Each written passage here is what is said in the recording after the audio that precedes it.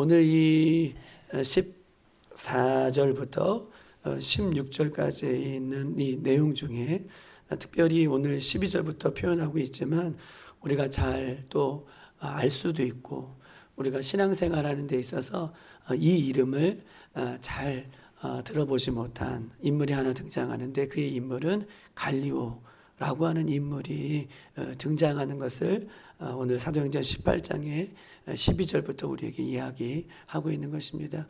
우리는 이 사도행전을 한번 보았기 때문에 어렴풋이 이 갈리오에 대한 이야기를 또 한번 들을 수 있었을 것이고 오늘 또 신앙생활 하는 데 있어서 갈리오가 어떤 인물인가 또 18장의 12절부터 짧지만 17절까지 있는 내용 중에서 갈리오는 어떤 역할로 하나님으로부터 쓰임을 받았는가, 이 갈리오라는 인물이 어떤 인물이고 이 인물이 하나님 앞에 어떻게 쓰임 받았는가를 오늘 본문을 통해서 우리가 한번 알아가는 시간이 되었으면 좋겠습니다.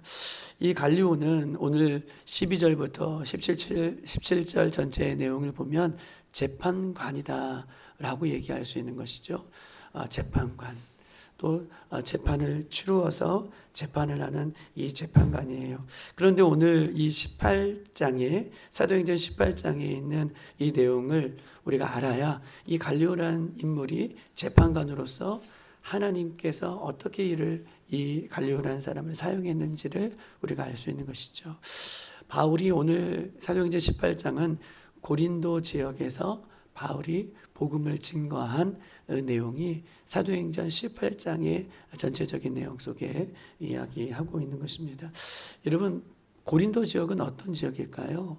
고린도 지역은 우리가 이 고린도다라고 하면 성경의 지역을 아시는 분은 대충 이 성경의 지도가 그려지시는 분들이 있을 것이지만 대부분 고린도다라고 하면 이 고린도를 통째로 외웠기 때문에 고린도 지역이 어떤 지역이라는 것을 우리가 잘 이해하지 못할 때가 있어요.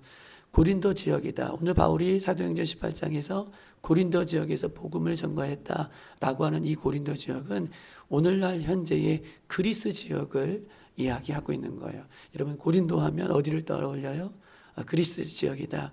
물론 그리스 지역이라고 얘기해도 그리스를 안 가보셨기 때문에 그 지역이 어떤 지역이다라고 이야기할 수 없지만 이 그리스 지역은 터키를 중심으로 소아시아와 또 유럽을 연결하는 이 에게해를 통해 또 이 지역을 통해서 터키와 유럽에 맞닿은 지역이라고 이렇게 이야기할 수 있는 이 그리스 지역을 고린도 지역이라고 얘기할 수 있고 이 지역에 바울이 복음을 들고 지금 증거하는 내용이 18장의 전체적인 내용인 것입니다.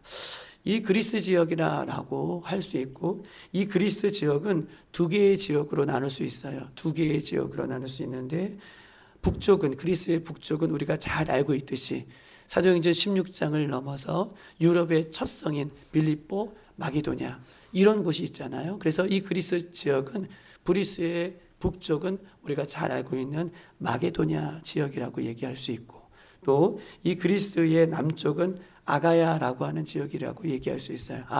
그리스의 북쪽은 마게도냐고 그리스의 남쪽은 아가야인데 이 고린도는 이 아가야의 수도가 이 고린도다라고 이 정도를 좀 이야기하고 한번 오늘 말씀을 생각해 보겠습니다.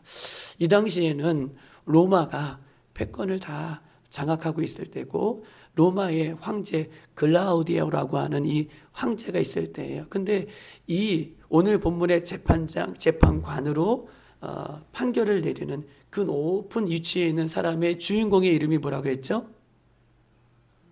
갈리오.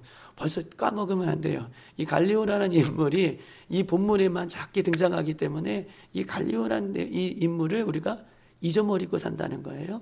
우리가 갈리오라는 인물을 잊어먹지 마세요. 근데 이 당시에 황제 글라우디아라고 하는 황제는 이 갈리오를 평가할 때에 황제가 갈리오를 평가하고 갈리오를 생각할 때에 어떻게 표현하냐면 이 갈리오는 내 친구다, 내 형제다 라고 이렇게 가까이 평가했던 사람이 누구예요? 오늘 본문에 갈리오. 자꾸 입술로 여러분 내셔야지 낸 말이 내 귀에 들리고 이것이 외워져요.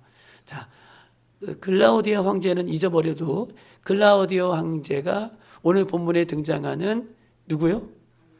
갈리오.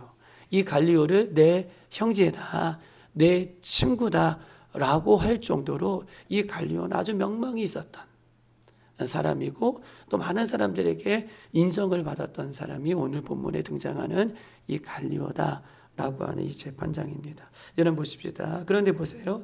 이 18장에서 아주 중요한 판결을 내려는데 로마 안에서 예수를 믿는 것이 오늘 본문의 이 갈리오가 로마 안에서 예수를 믿는 것이 합법적으로 판결을 내리는 로마 안에서 예수를 믿는 것이 합법적으로 판결을 내렸던 그래서 로마 안에서 예수 믿는 것이 예수를 증거하는 것이 누구를 통해서 이 갈리오라는 오늘 본문의 이 재판을 통해서 로마 안에서 기독교가 예수 그리스도가 메시아다, 구원자다, 예수님이 이 당시에 하나님의 아들이라 라고 하는 이 마음껏 복음을 증거할 수 있는 첫 걸음을 내딛고 그것이 불법이 아니라 합법적으로 역할을 감당할 수 있는 그 은혜를 내리게 한 사람이 누구예요? 갈리오. 하나님 앞에 이렇게 쓰임받은 사람이 오늘 본문의 갈리오예요.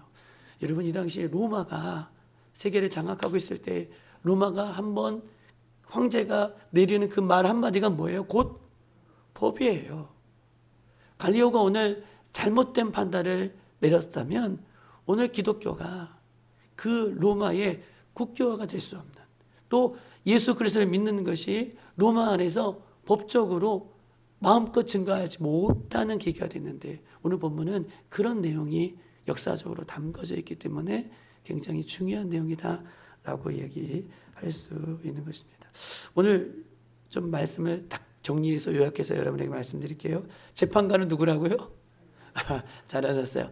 재판관은 갈리오고 그럼 보세요. 고소인은 누굴까요? 오늘 본문에 고소인은 고린도 지역에 있는 예수 믿는 사람을 고소한 고린도 지역에 있는 누굴까요? 유대인.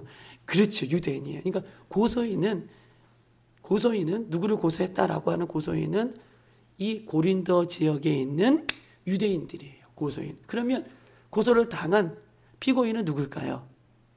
그렇죠. 바울이죠. 바울은 누굴 믿었기 때문에? 예수를 믿었기 때문에. 너무 잘하셨어요.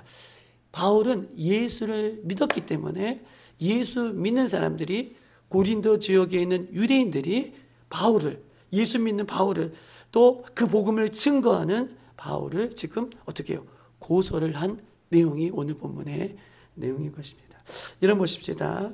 이제 유대의 이 인들이 로마의 법정인 이 오늘 본문의 갈리오를 법정에 세워놓고 이 판결을 내려달라라고 하는 것입니다. 이유는 뭐냐면 유대인들 입장에서 볼 때에 자기들은 보세요. 이 유대인들 입장에서 봤을 때에 자기들은 이미 로마의 법에 의해서 유대교를 마음껏 증거하도록 로마 법에 의해서 어떻게 해요? 인정을 받은 상태예요. 로마가 패권을 장악하면서 각 지역의 그 종교와 각 지역의 문화들을 로마는요 다 장악한 것이 아니라 각 지역의 그 지역의 나라를 우리가 장악했지만 그 지역이 갖고 있는 종교와 문화를 어느 정도 인정해 준 상태예요. 그렇다면 유대교는 로마로부터 뭘 받은 거예요? 인정함을 받은 거예요. 그랬더니 유대인들이 보기에 자기들은 로마의 황제에 의해서 인정함을 받은 뭐예요? 종교인데 우리 종교에서 나온 우리가 이단시하는 누구예요? 눈에 가시같이 여기는 바울이 우리를 배신해서 뭘 증거해요? 유대교를 증거하는 것이 아니라 예수가 하나님의 아들이십니다. 그럼 우리가 아멘 할 텐데 유대인들은 어떻게 해요? 그 얘기가 마땅치 않은 거예요. 우리를 배신한 바울이 우리가 그렇게 싫어하는 예수를 우리가 십자가에 못 박아 죽여버린 그 예수를 뭐래요? 하나님의 아들이라 구원자다 메시아다 라고 증거하고 어디까지 흘러오는 거예요? 유럽까지, 유럽의 첫 성인 그리스까지 지금 와서 지금 어떻게 해요? 복음을 증거하고 있으니 이 바울을 잡아다가 법정에 지금 세운 거예요. 우리는 뭐 했다는 거예요? 법적으로 우리는 인정함을 받은 정통이다 라고 하는 것을 지금 강조하고 있는 것입니다. 그런데 어떤 판결을 내렸을까요? 오늘 아주 단순해요. 우리 한번 읽어보십시다. 다시 한번 14절 그 이야기를 생각하면서 16절까지 한 번에 다 한 목소리를 읽어보겠습니다. 시작. 바울이 입을 열고자 할 때에 갈리오가 유대인들에게 이르되 너희 유대인들아 만일 이것이 무슨 부정한 일이나 불량한 행동이었다면 내가 너희의 말을 들어주는 것이 옳거니와 만일 문제가 언어와 명칭과 너희 법에 관한 것이라면 너희가 스스로 처리하라. 나는 이러한 일에 재판장 되기를 원하지 아니하노라 하고 그들을 법정에서 내어 쫓았다라고 얘기하고 있습니다. 이제 보세요. 유대인들은요 지금 바울이 이렇다라는 것을 갈리오에게 말을 지금 다 한 상태예요. 그리고 14절에 보면 이제 바울이 아니라고 하는 것을 입장을 내려고 입을 열고자 할 때 열었어요? 아니었어요? 못 열었어요. 이제 유대인들이 자기의 입장들을 다 얘기한 거예요. 지금 바울이 불법이다. 막 이런 얘기들을 했겠죠. 그리고 이제 바울 차례가 되어서 바울의 입을 열고자 할 때에 재판관이 막았어요. 바울은 지금 한마디도 못한 이런 상태예요. 그리고 나서 자세히 보니 이것은 자신들 안에서 생기는 문제라고 여겼던 거예요. 어떤 나쁜 행동을 하거나 사람을 죽였거나 사람에게 피해를 받았던 이렇게 주고받았던 그런 내용이라면 내가 반드시 판결을 내리지만 이 갈리오 입장에서 봤을 때는 로마의 재판장 입장에서 봤을 때는 이거는 자기들끼리 이야기하는 언어적인 것이고 종교적인 문제라는 거예요. 그래서 나는 바울의 얘기를 들을 필요도 없이 이건 너희들끼리 해결해라 라고 모든 사람을 그 법정에서 어떻게 해요? 쫓아냈다 라고 지금 이야기를 하고 있는 것입니다. 여러분 보십시다. 재판 자체가 성립이 되지 않았어요. 왜냐하면 주고받고 판결을 내려야지 재판이 이루어지는 것인데 재판 자체가 한 사람의 그런 고소로 성립이 되지 않고 모두가 지금 파해고 그 다음에 떠났다라고 이야기하고 있는 것입니다. 여러분 보세요. 이 재판 하나가 어떻게 끝났을까요? 그러면 이 재판은 어떤 의미를 가지고 있을까요? 바울이 전하는 복음이 어떻게 해요? 나는 이 로마 입장에서는 어떠는 거예요? 바울이 전하는 복음은 너희들끼리 알아서 하고 우리 로마는 신경을 쓰지 않겠다는 첫 번째 뭐예요? 재판이에요. 그리고 나서 이 재판이 이루어지고 난 이후에 13년 후에 어떤 일이 벌어지냐면 예수가 하나님의 아들이라는 것이 로마에서 드디어 어떻게 해요? 합법적인 인정을 받게 돼요. 놀라지도 않으시네요. 이 재판 이후에 복음이 마음껏 막 전해졌을 거 아니에요. 판결이 이렇게 났으니까 너희들끼리 알아서 해. 로마는 신경 쓰지 않겠다 라고 했던 이 입장이 13년이 지난 이후에 로마 안에서 기독교가 예수 그리스도가 하나님의 아들이시고 예수 그리스도가 메시아고 구원자라는 것이 어떻게 해요? 로마 안에서 합법적인 그런 법적인 판결을 받게 되는 그런 존중받는 그런 모습이 된다라고 얘기하고 있는 것입니다. 여러분 갈리오는 이런 하나님의 귀한 도구를 받았습니다. 여러분 갈리오는 어떤 사람이었기 때문에 왜 이런 법정의 싸움에서 그들을 다 내어 쫓았냐 하면 이 갈리오라는 사람은 관용을 베풀었던 사람이에요. 연약한 사람을 데리고 왔을 때 많은 사람들이 바울 한 사람을 데려왔을 때에 대부분 법정에서도 많은 사람들의 힘을 들어주고 연약한 사람을 어떻게 해요? 업신여기는 이 문화 속에서 또 유대인들이 더 강한 힘을 갖고 바울 한 사람은 힘이 없는 그 바울 한 사람이 그 같이 이 법정에 있었을 때에 세상의 법정은 힘의 논리로 약한 사람을 억압하는 이때에 갈리오는 어떤 마음을 하나님께 주셨냐면 연약한 사람이 있을지라도 한 사람이 있을지라도 그들을 품어줄 수 있는 관역의 사람이었어요. 그래서 글라우디아 황제는 그를 내 친구로 여길 수 있도록 그런 은혜를 그에게 베풀었던 것입니다.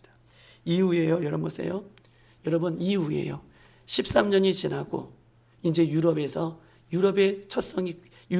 첫 관문인 이 마게도냐, 즉 그리스 그 일대에 이후에 여러분 보세요. 어떤 일이 벌어졌습니까? 종교 계획을 이루고 여러분 보세요. 수많은 곳에서 예수 그리스도가 하나님의 아들이라 라고 증거가 되었고, 그 복음의 증거가 오늘날 우리나라에까지, 할렐루야, 우리나라에까지, 온 세계와 온 민족에까지 영향을 받았던 내용이 오늘 이 사도행전 18장에 이렇게 내용이라고 이야기할 수 있는 것입니다. 예수를 믿는 사람은 어떤 사람으로 하나님 앞에 쓰임을 받아야 되냐면, 예수를 믿는 우리들은 예수님께서 십자가에서 우리의 죄를 위해서 죽으시고, 우리는 예수님의 십자가 안에서 우리는 새롭게 거듭난 사람이기 때문에 우리는 갈리오보다 더 많은 관용으로, 할렐루야, 예수님의 사랑으로 연약한 사람들을 더 품어줄 수 있는, 갈리오도 하나님 앞에 그렇게 쓰임받았고 그런 판결을 내렸다면, 우리는 예수 그리스도 안에서, 예수 그리스도의 십자가에서 우리는 죽고 우리의 옛사람은 죽고 우리는 새 사람으로 거듭난 하나님의 백성이라면, 또 예수 그리스도를 믿는 구원받는 백성이라면, 세상적인 관점에서 봤던 이 갈리오가 가졌던 마음보다 더 귀한 예수님의 마음으로, 예수님의 사랑으로, 예수님의 십자가의 능력으로 더 연약하고 더 부족한 영혼들을 품어 안을 수 있는, 그래서 그 살아난 그 영혼들이 하나님 앞에 영광을 올려드리는 그런 시작점이 우리 교회를 통해서 우리 사랑하는 성도들로부터 시작되기를 주님의 이름으로 축복합니다. 이렇게 살아갔으면 좋겠습니다. 예수님 다시 오실 때까지 이런 마음으로 우리가 살아가기를 주님의 이름으로 축복합니다. 여러분 보세요. 그리고 단점이 있어요. 안타까운 점 한 가지만 얘기하고 또 마치겠습니다. 오늘 본문의 14절로 16절은 갈리오는 참 잘했어요. 관용을 베풀었던 것에서는 장점이고 너무나 잘했는데, 단점이 하나가 있어요. 이 갈리오가요, 바울이 이야기하고자 할 때에 바울이 이야기하고자 할 때는 자신의 이야기를 했을까요? 아니죠. 바울은 법정에 설 때마다 뭘 얘기했죠? 예수를 증거했어요. 단점은 이 갈리오가 바울까지의 이야기를, 복음을 들을 수 있는 기회를, 그렇죠, 놓쳤다는 거예요. 바울이 전하는 그 예수를, 바울이 전하는 그 복음을 그 법정에서 들었으면 갈리오 자신도 어떻게 해요? 복음으로 인하여, 바울이 전하는 그 예수 그리스도에 인하여, 바울이 전하는 그 십자가로 인하여 어떻게 해요? 복음은 들으면, 믿음은 어디서 생기는 거예요? 들음에서 난다고 얘기했는데, 그 영혼이 구원을 받았을 텐데 그 복음을 들을 수 있는 기회를 놓쳤어요. 그리고 갈리오는 어떤 죽음을 맞이하냐면, 우리가 잘 알고 있는 우리 로마의 악독한 황제가 있죠. 이름이 두 글자. 그렇죠. 네로 황제에 의해서 어떻게 해요? 나중에 자살을 선택하게 하는 일이 그 인생 가운데 마무리로 여러분 정리합니다. 복음을 들었다면, 예수를 들었다면, 십자가를 들었다면, 부활을 들었다면, 할렐루야.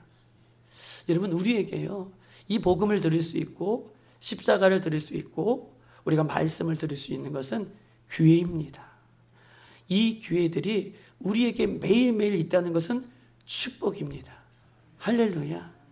이 갈리오 인생에서 복음을 들을 수 있는 기회를 놓치고 그의 인생이 마지막 어두운 면으로 그렇게 끝났다는 것을 기억하시고, 우리가 이 갈리오의 판결으로 이 복음이 시작되었지만 결국 이 복음을 듣지 못한 갈리오는 인생의 마지막을 어두웠던 모습처럼 우리가 복음을 들을 수 있고 말씀을 들을 수 있고 십자가를 들을 수 있고 예수님의 이름을 들을 수 있다는 것은 우리가 오늘도 예수님으로 인하여 살아날 수 있는 그 기회를 우리에게 하나님께서 넉넉하게 주신 것이라 라는 것을 오늘 기억하시고, 오늘 그 예수님, 우리가 복음을 들은 그 예수님을 붙들고 오늘 하루도 승리할 수 있는 저와 여러분의 삶이 되시기를 주님의 이름으로 축복합니다. 오늘 말씀을 통해서 우리가 예수님을 진정 믿었다면 우리가 연약한 사람들을 품을 수 있는 예수의 마음을 달라고 우리가 기도해 주시고, 또한 하나님, 우리가 세상 사람들도 이렇게 착하고 좋은 모습으로 살아가는 사람들이 얼마나 많은지 몰라요. 그런데 그것으로 끝나면 안 돼요.